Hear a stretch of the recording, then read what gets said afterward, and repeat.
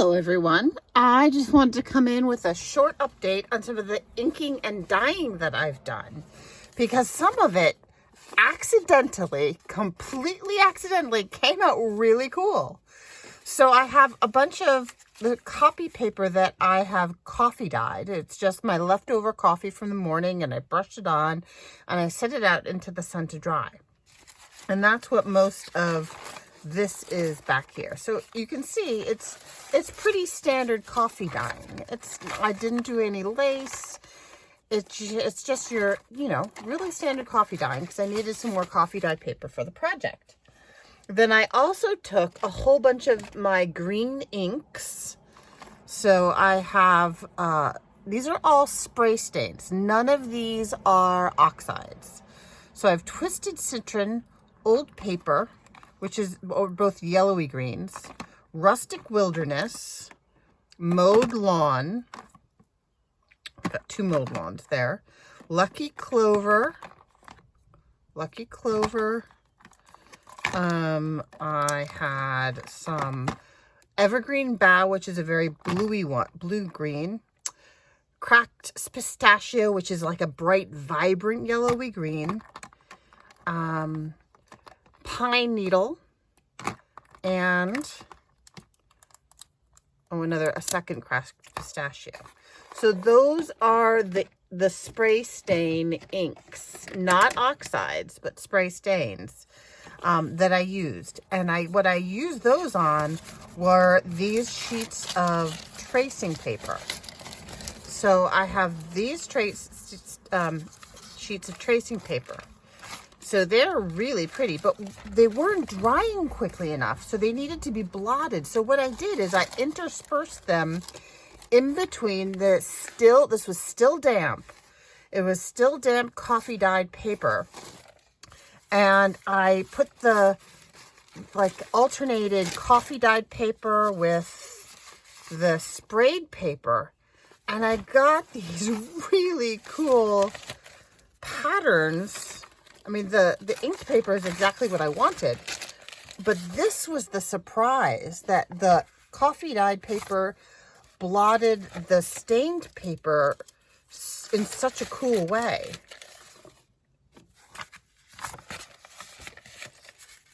So there's this one.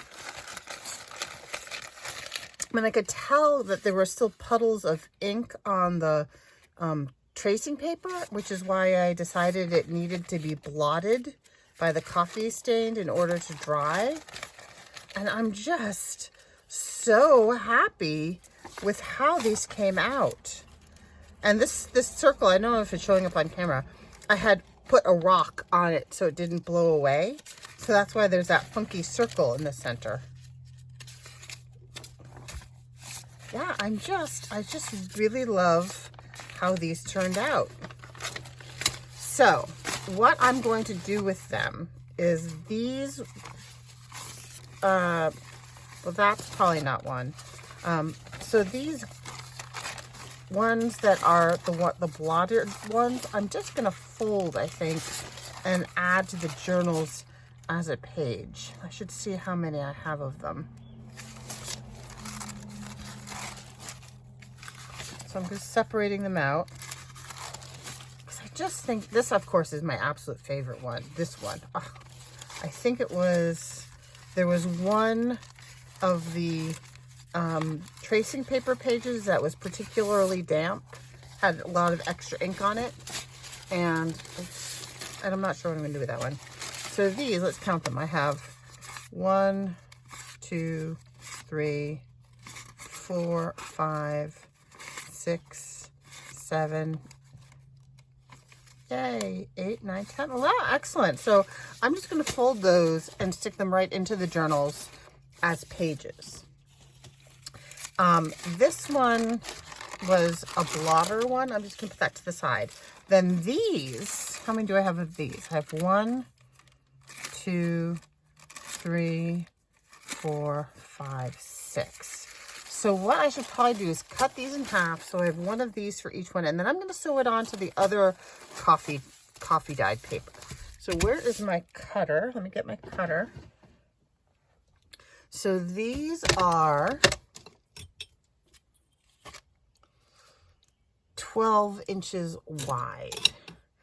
So I'll do them 8 by 6, because I think these are 8 wide. So this needs to be 6.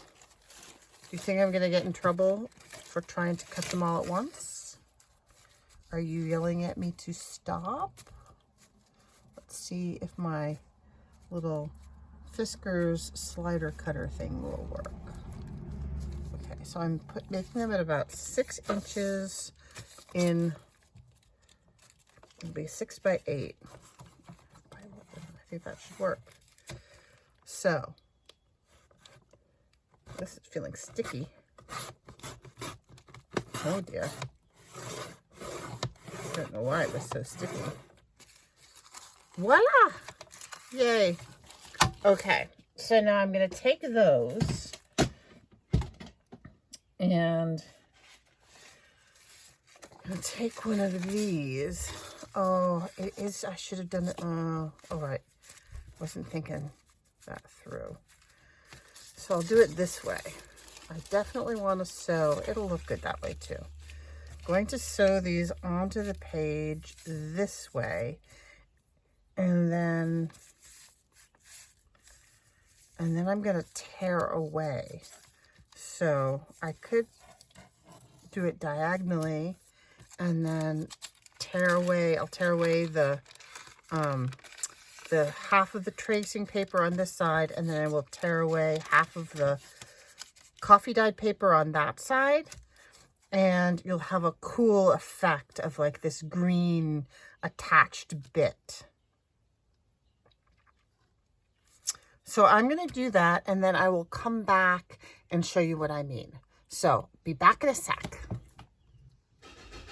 Okay, hello, I'm back. I haven't gotten them all done, but I think I've gotten enough done to show you what I'm doing. So this is kind of the finished product. So you have, this is a page in your journal, and you open it up, and you could do this as a middle so you could see both of them, or more likely what I'll have is I'll have, let's see, let's get one of these other pretty pages.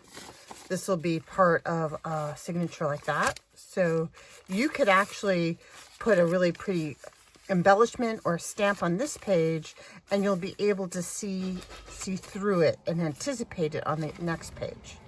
So I have 2 of these completed. This is the other one.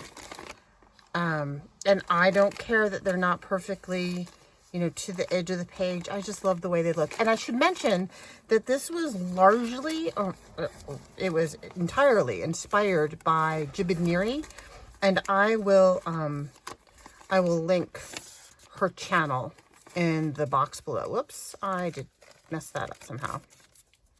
All right, so the way that you do this is you start off with a page like this. So I just took my half a page of the pieces that we cut, and I layered it on top, and then I sewed a wavy line down the center. Then from that point, you very carefully tear off one half. It doesn't, you can do either side. It doesn't matter which side you choose to do. And you just tear off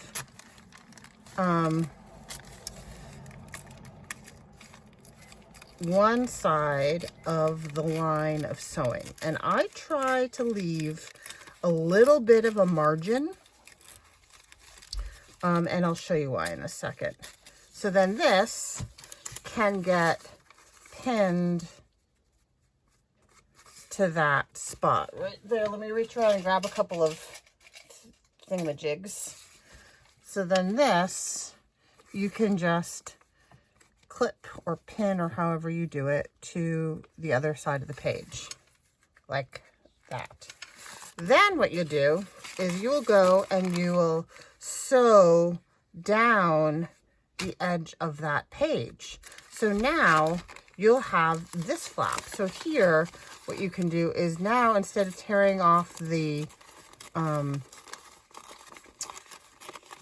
inked tracing paper bits, now we're tearing off the coffee dyed or tea dyed paper, whatever paper that you've sewn the tracing paper to. Sorry, apparently it's hard for me to tear and talk at the same time. Okay, so then this one, I have already torn the back page off of that. Save that because you'll be able to use that for stamping or something. So then I take my art glitter glue in a fine tip glue bottle. So use whatever glue you like, but it's extremely helpful if you have that fine tip. Did I already glue that side down? Maybe I did. Because what you can do now is you can get a bead of glue. I just stick my needle nose glue bottle down in there, and I'm gonna glue it down on either side of the sewn seam so that it relieves the pressure on that line of sewing. Because that line, when you sew on paper, you know, you pretty much are perforating the page. I don't think I did sew this, glue this side down. Sometimes I have to refill my bottle. And when you get underneath there, maybe I just missed that spot. It does dry clear, so it's hard to see if you've, I think I glued that one. Did I glue this one? Yep, I glued that one. So here's another one. This one has both tracing paper bits glued down, but I haven't torn off the paper yet. So here, let me go do my line of glue on this side. And this one, once again, helps stabilize the sewing line on the piece of paper. And I just love, you know, I feel like it really adds to that sense of when you're walking in the woods and the light is shining through the canopy of trees and all the light around you seems kind of tinged with green. That's the feel that I'm going for, and that I feel this helps to convey. So now I can turn it over, and it just looks like a sewn piece of paper, but now I will tear off the corner edges here of my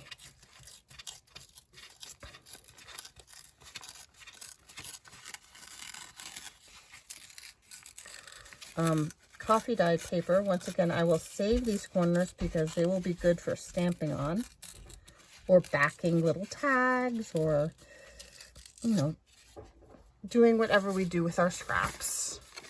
And I will do the same here.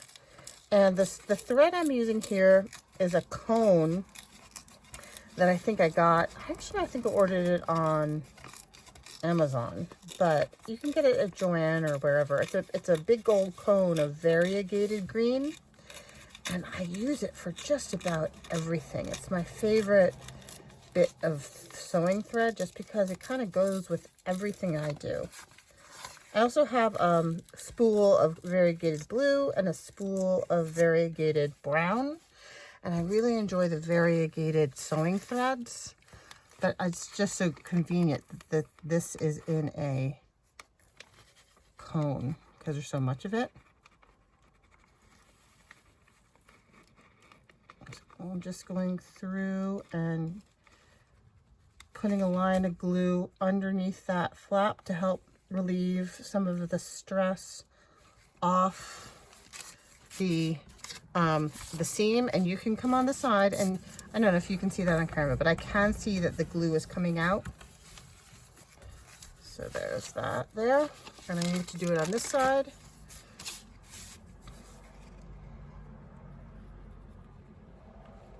As well.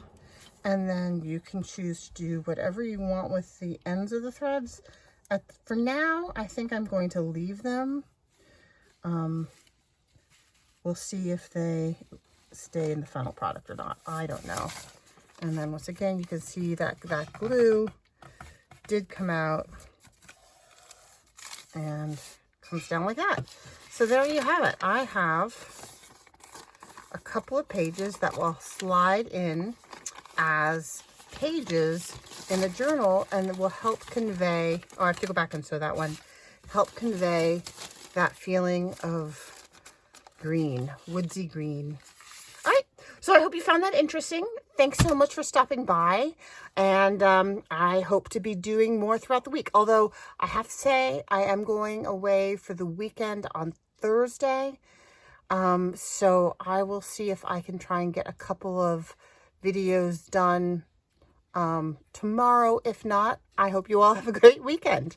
Bye-bye.